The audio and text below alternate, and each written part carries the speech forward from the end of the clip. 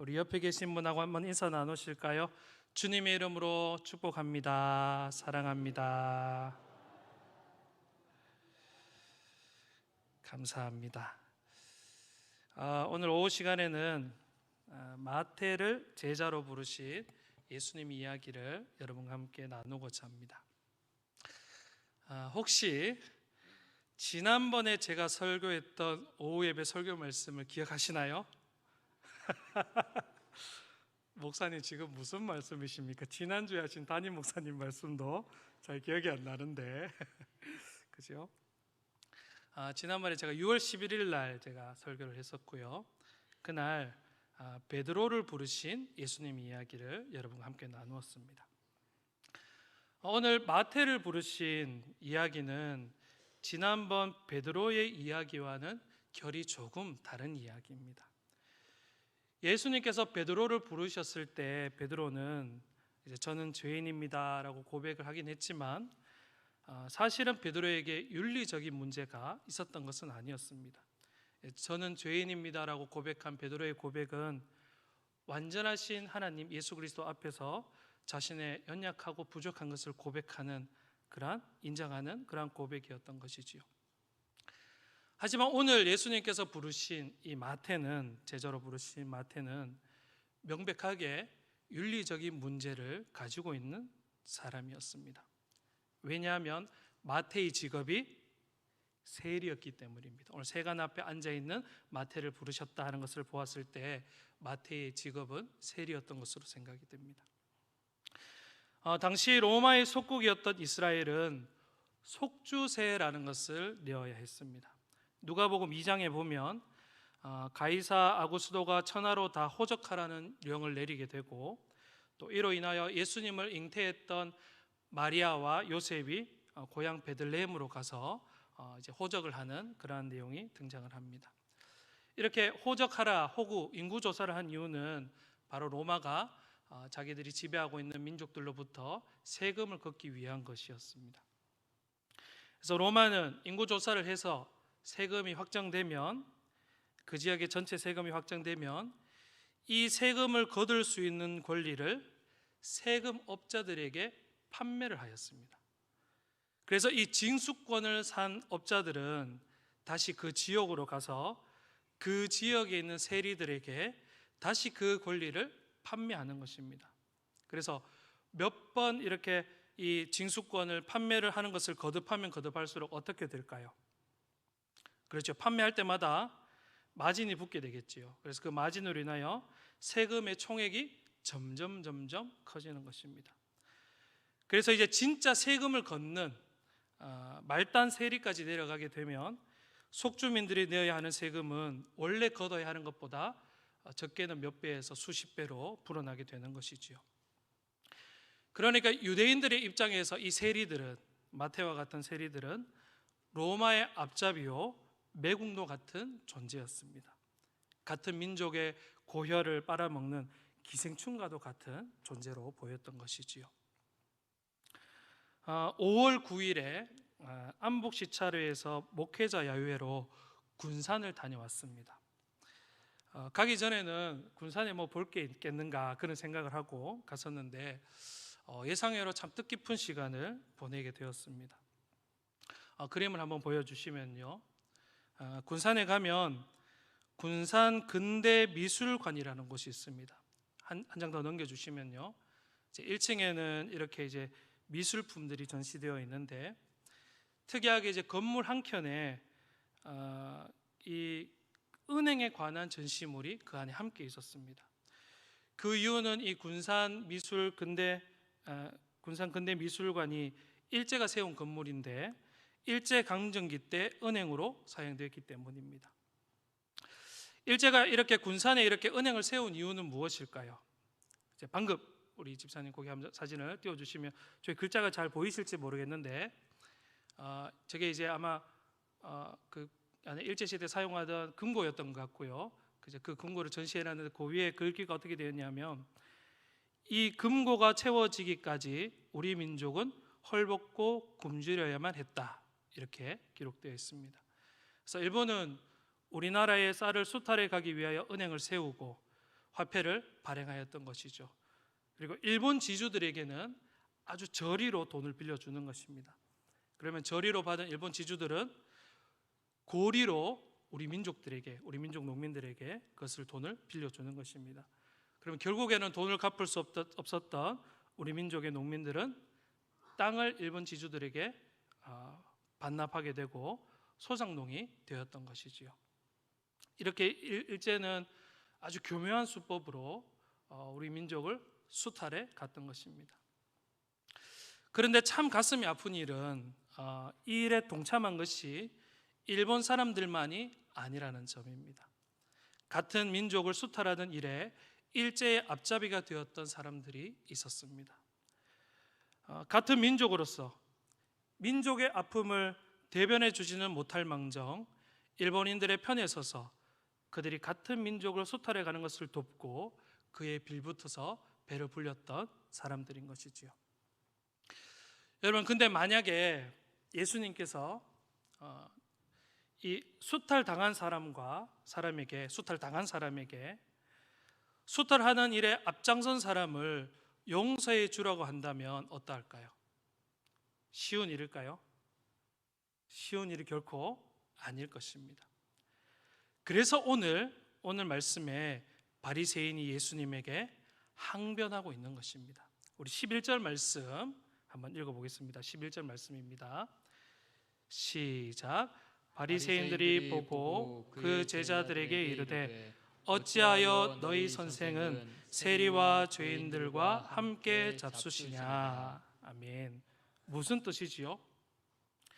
예수님, 어떻게 로마의 앞잡이를 하면서 같은 민족의 고열을 빨아먹는 저런 죄인들과 같이 식사를 할 수 있습니까? 라고 묻고 있는 것입니다. 예수님, 어떻게 그렇게 할 수 있습니까? 이렇게 항변하는 것이지요. 여러분, 바리새인들의 항변이 어떠합니까? 제가 생각을 할 때에도 이 바리새인들의 항변은 매우 일리가 있는 것 같습니다. 오늘날에도 누군가가 일제시대 때 친일 행적을 한 사람과 허물없이 어울리고 또 그들이 친일 행적을 한 것이 다 이유가 있다며 그들을 두둔한다면 어떻게 할까요? 지탄받는 것이 당연하겠지요. 아마 예수님이 죄인 세리들과 함께 했던 그런 모습들이 바리새인들의 눈에도 아마 그렇게 비춰졌던 것 같습니다. 그래서 바리새인들이 예수님에게 어떻게 그렇게 할 수 있습니까? 이렇게 지금 항변을 하고 있는 것이지요. 그렇다면 예수님은 모두의 지탄을 받는 세리들과 함께 식사를 하시고 또 더 나아가서는 그 중에 세리 마태를 제자로 어떻게 이 제자로 부르실 수 있었던 것일까요? 그 이유는, 그것을 이해하기 위해서는 오늘 죄인을 바라보시는 예수님의 시선이 어떠한가를 우리가 이해해야 하는 것입니다.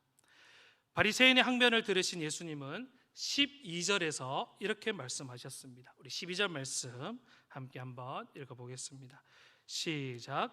예수께서 들으시고 이르시되 건강한 자에게는 의원이 쓸데없고 병든 자에게라야 쓸데있느니라. 아멘. 건강한 자는 누구입니까? 바리새인들과 같이 의로운 사람들입니다. 병든 자는 누구입니까? 세리와 같은 죄인들입니다. 그러니까 예수님은 지금 죄인이 어떠하다는 것이지요? 죄인이 병들어 있다는 것입니다. 이것이 바로 죄인을 바라보시는 예수님의 시선인 것입니다. 그렇다면 우리는 죄인을 바라볼 때 어떻게 바라볼까요? 죄 지은 사람을 바라볼 때. 저는 운전을 하면 한 번씩 화가 날 때가 있습니다. 언제 화가 날까요? 비슷한데요. 끼어들기를 할 때 깜빡이를 끼면 화가 안 나요. 근데 누군가가 깜빡이를 켜야 할 때 깜빡이를 켜지 않으면 저는 화가 납니다. 어느 정도로 화가 나느냐 하면 조금 거친 표현으로 얘기를 한번 해보겠습니다. 고마마 소목동계를 줘 뿌라부고 싶은 심정입니다. 알아들으셨지요? 혹시 못 알아들으신 분 있을까 싶어서 깜빡이를 켜지 않은 사람의 손목을 부러뜨리고 싶을 만큼 화가 난다는 것입니다. 그런데 목사님은, 저는 깜빡이를 잘 켜시냐라고 묻는다면 저는 정말 잘 켭니다. 예. 저는 제가 생각해도 제가 깜빡이 켜는데 약간 강박이 있는 것 같아요. 그러니까 이제 잘 켜지 않는 사람을 보면 제가 이제 화가 나는 것이겠지요. 저는 깜빡이를 켜지 않는 사람을 보면 왜 화가 나는 것일까요? 그리고 왜 그 사람의 손목을 꺾어버리고 싶은 것일까요? 그 사람을 심판의 대상으로 보기 때문입니다. 잘못했으니까, 해야 될 일을 하지 않았으니까 그 죄값을 묻고 싶은 것이지요. 이것이 바로 우리가 죄인을 바라보는 시선인 것입니다. 그런데 예수님은 죄인들을 심판의 대상으로 보는 것이 아니라 어떻게 보시느냐 하면 사랑의 대상으로 보시는 것입니다. 그래서 병들어 있다라고 말씀하시는 것이죠. 요즘 우리 명원이가 즐겨보는 TV 프로그램이 있습니다. 혹시 한불리라는 TV 프로그램을 아십니까? 보시는 분 계시는군요. 한문철의 블랙박스 리뷰라는 프로그램입니다. 그러니까 그 자동차 사고 난 그런 블랙박스 영상들을 모아다가 이제 같이 보면서 경각심을 일깨워주고 또 여러 가지 그런 교통 정보를 주는 그런 프로그램인데 명원이가 아주 재밌게 봐요. 그래서 저도 하루는 이제 그거를 같이 보고 있는데 이 한문철 변호사가 이런 이야기를 합니다. 운전은 습관입니다. 잘못된 습관은 반드시 사고로 이어지게 되어 있습니다. 무슨 뜻일까요? 나쁜 습관을 가지고 운전을 하면 한 번, 두 번은 사고를 운 좋게 피할 수는 있겠지만 결국 어떻게 된다? 사고가 난다는 것입니다. 제가 이 이야기를 듣고 난 다음에 운전하러 나가서 깜빡이를 켜지 않은 사람을 봤을 때 어떤 마음이 들었을까요? 물론 화가 났습니다. 그런데 예전처럼 견딜 수 없을 만큼 화가 나지는 않았어요. 왜냐하면 한켠에 그들을 향한 긍휼한 마음이 들었기 때문이에요. 여러분, 깜빡이를 계속 켜지 않고 다니면 어떻게 될까요? 한 번, 두 번은 그죠? 뒤에 있는 사람이 조심해가지고 브레이크를 밟아주고 하니까 사고를 피할 수 있게 되겠지만 계속 그렇게 깜빡이를 켜지 않고 다니면 결국에는 깜빡이를 잘 켜는 사람들보다는 사고 날 확률이 높은 것입니다. 그리고 결국에는 사고가 나게 되는 것이지요. 그 생각을 하니까 혹시나 그들이 계속 깜빡이를 켜지 않고 다니다가 결국 사고는 나지 않을까 하는 긍휼하게 여기는 마음이 제 속에 들게 된 것입니다. 예수님이 죄인을 바라보시는 시선도 이와 비슷합니다. 우리에게 죄인은 그들의 죄값만큼 심판을 받아야 하는 대상이지만 천지를 지으신 하나님이 되시는 예수님은 그들의 죄보다 그들을 긍휼히 여기시는 마음이 더 크신 것입니다. 그래서 그들을 사랑의 대상으로, 그들을 구원의 대상으로 보시는 것입니다.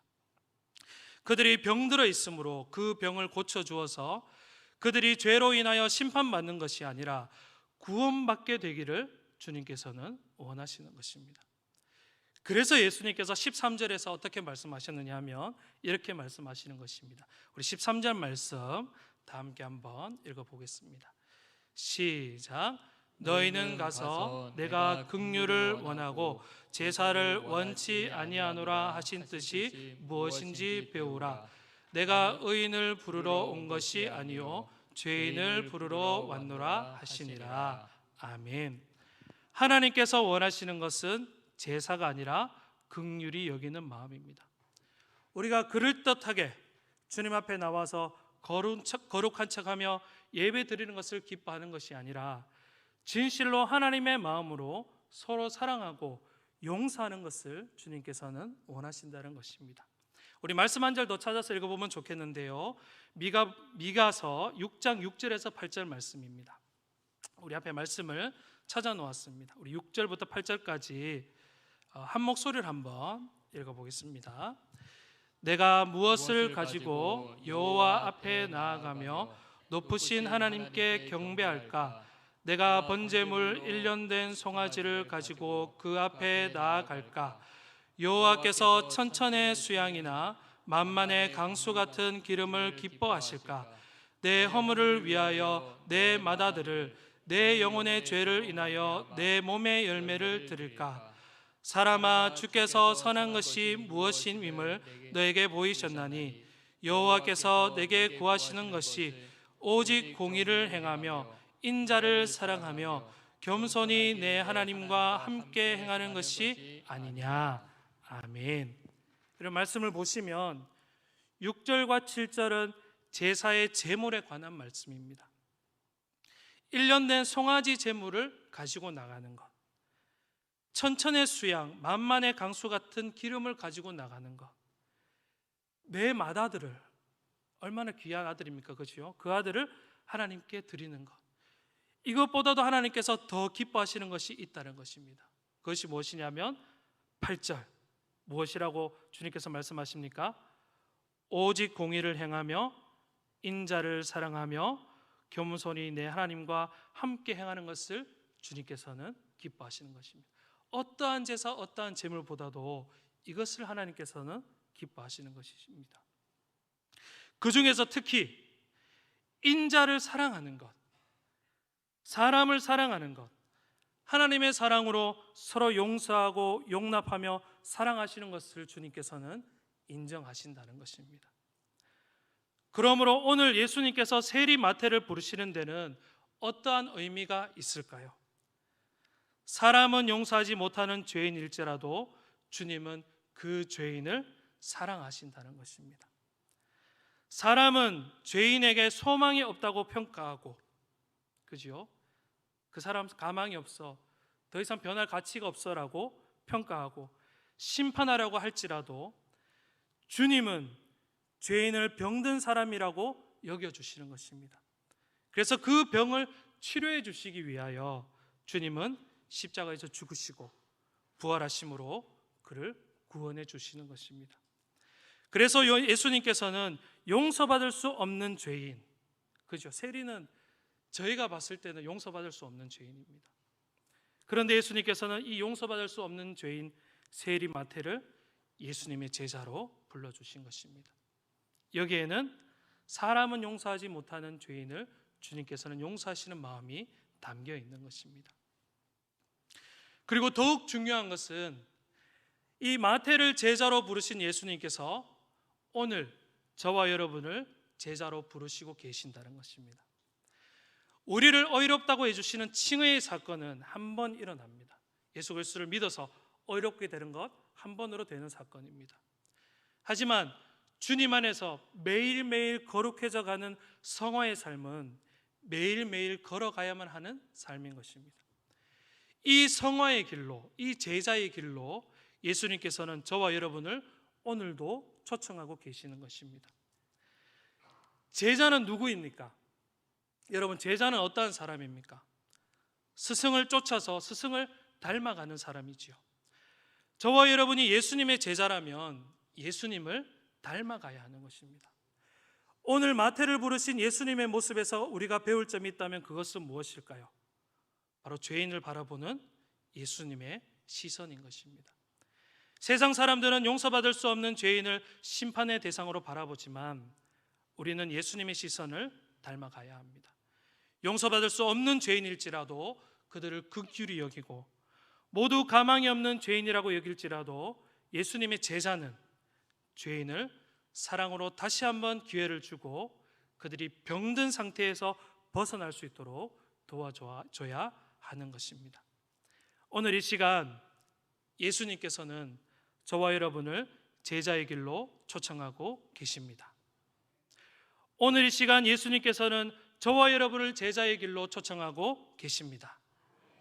이 부르심에 응답하여 예수님을 닮아 용서받을 수 없는 죄인까지도 용서하고 사랑하는 저와 여러분이 되시기를 주님의 이름으로 축원합니다. 기도드리겠습니다. 사랑이 많으신 아버지 하나님, 오늘 오후 시간에 마태를 부르신 예수님의 이야기를 함께 나누었습니다. 주님, 오늘도 우리를 제자의 길로 부르고 계시는 줄로 믿습니다. 우리를 예수님의 제자로 불러주셨사오니 우리가 예수님 닮게 하여 주시옵시고 특별히 죄인을 바라보는 그 시선, 우리의 시선 되게 하여 주시옵소서. 그래서 예수님을 닮아서 용서할 수 없는 죄인까지도 용서하고 도와주고 용납하는 우리 모든 동부교회 성도님들 될 수 있도록 주님 함께하여 주시옵소서. 모든 것을 주님께 맡겨드려오며 거룩하신 예수님 이름으로 기도드립니다. 아멘.